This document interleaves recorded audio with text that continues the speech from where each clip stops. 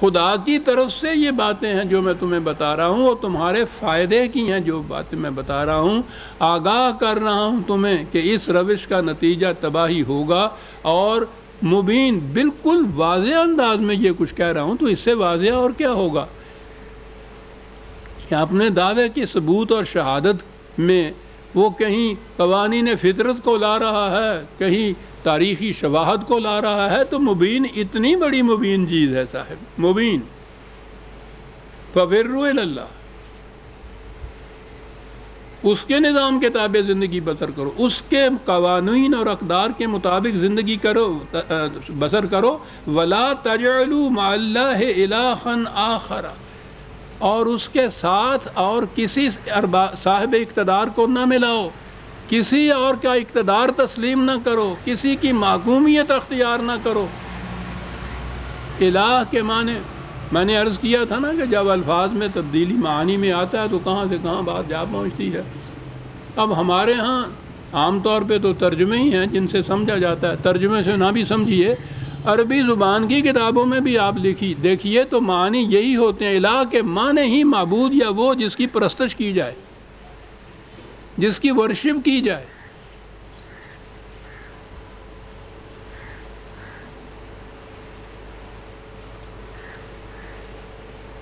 اب پرستش اور ورشپ کے لیے اگر ہو کہ پرستش اسی کی کرو، اس کے ساتھ کسی اور کی نہ کرو، تو ہر مسلمان مطمئن ہو جاتا ہے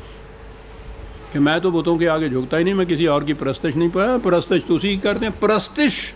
اس کے معنی ہو گئے۔ وہ پوچھو اس زمانے کے عربوں سے کہ الہ کے معنی کیا لیتے تھے، وہ قرآن سے پوچھو الہ کے معنی کیا ہیں،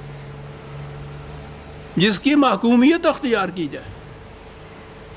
جس کا اقتدار تسلیم کیا جائے، کسی اور کی محکومیت اختیار نہیں کرنی ہے۔ یہ تو تذلیل انسانیت ہے، کس کی محکومیت اختیار کرے گا؟ اگر وہ سپرسٹیشن جہالت ہے تو کائنات کے جو مظاہر ہیں، چاند، سورج، ستارے، دریا، بڑے بڑے درخت، وہ جیسے ہمارے ہاں ہمارے پڑوس میں قوم بستی ہے، ان کی کیفیت یہ ہے، وہ ان کی پرستش کرتی ہے، دیوی دیوتاؤں کی پرستش ہوتی ہے۔ پرستش، اسی پرستش میں ہم نے خدا کی پرستش شروع کر دی۔ ایک ذہنی چیز ہے کہ ہم اس کی پرستش کر رہے ہیں، لیکن اگر اس الہ کا صحیح مفہوم وہی ہوتا جو قرآن دیتا ہے، ہم صرف اس کی محکومیت اختیار کرتے ہیں، کسی انسان کی حکومت کو ہم تسلیم نہیں کرتے، کہاں سے کہاں بات چلی گئی۔ لا تجعلوا مع اللہ الہا آخر، اور اس کے بعد کہا انی لکم منہ نذیر مبین، پھر دہرایا۔ پہلے تو یہ دہرایا کہ اس کی طرف لپک کے جاؤ، تیزی سے جاؤ، دوڑ کے جاؤ، دیر نہ کرو، اور دوسرا یہ کہا کہ خالص اسی کی محکومیت اختیار کرو، اور پھر کہا کہ میں تمہیں وارن کرتا ہوں اس کے سوا کسی اور کی محکومیت اختیار کی، تو یہ بھی وجہ تذلیل انسانیت ہے، اور اگر اس کے ساتھ کسی اور کو ملا لیا تم نے تو یہ چیز بھی شرک ہے اور ظلم عظیم ہے۔ پھر میں وارن کرتا ہوں، کہا کہ یہ سب کچھ میں کہتا ہوں اور اس کے باوجود میں یہ بھی جانتا ہوں، یہ کیا بات ہے یہاں آگے جو لفظ ہے کذالک ما ات الذین من قبلہم من رسول الا قالوا ساحر او مجنون، کہا یہ بھی میں جانتا ہوں کہ ہر رسول نے یہی کہا تھا جو میں کہہ رہا ہوں، اور ہر رسول کے ساتھ یہ ہوا کہ یہ جو اس کے ہاں کے بڑے بڑے سردار اور جاگیردار اور سہولت مند لوگ تھے، انہوں نے اس کی مخالفت کی، اور مخالفت میں اب دو لفظ آتے ہیں کہ انہوں نے کہا یہ کہ یہ ساحر ہے یا مجنون ہے۔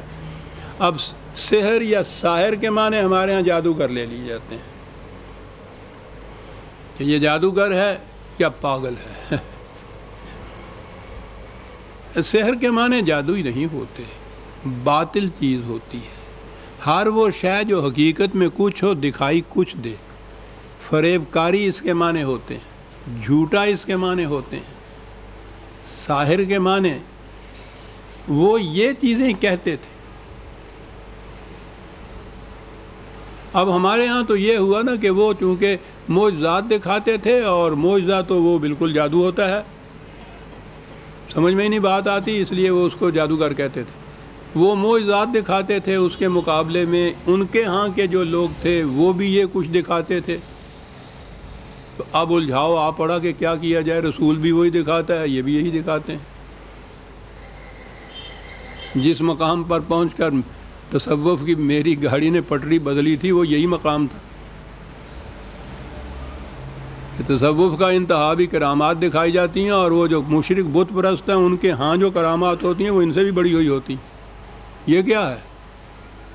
یہ سحر نہیں بیت عزیزان من۔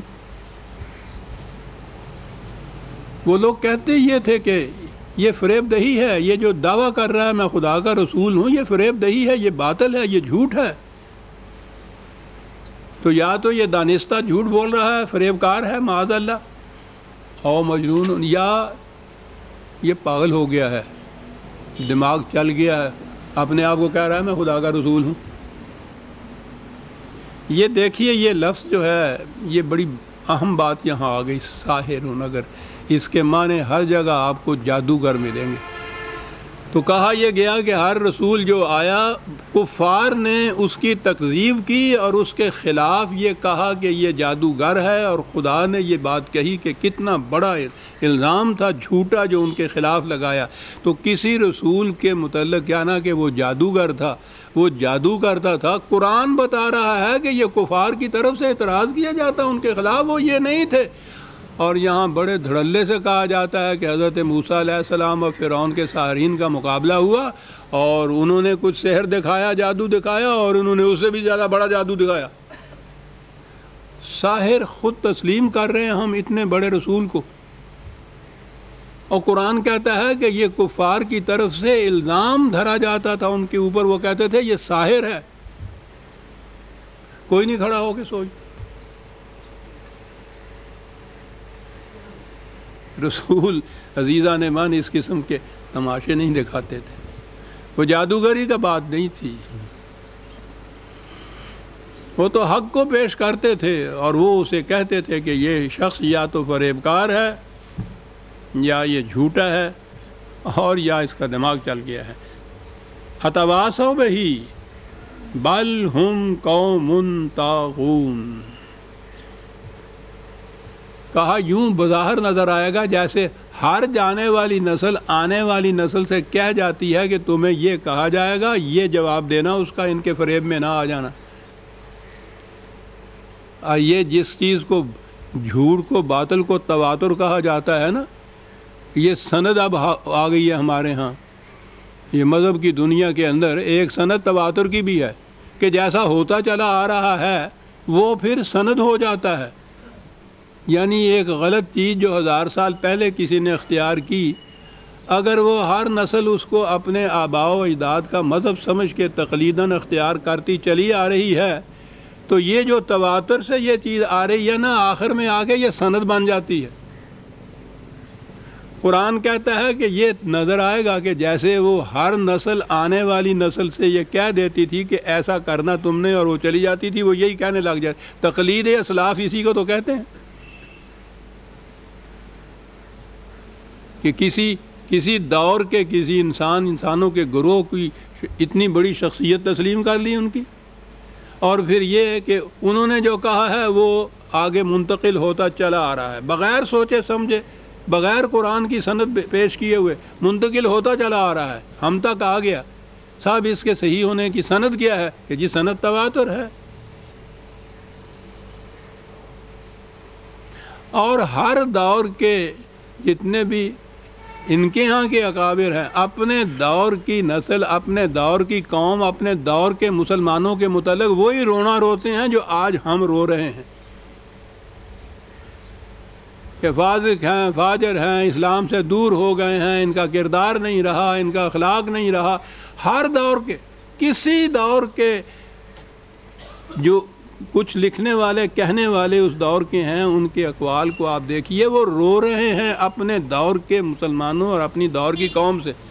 اور یہی جو قوم نسلاً بعد نسل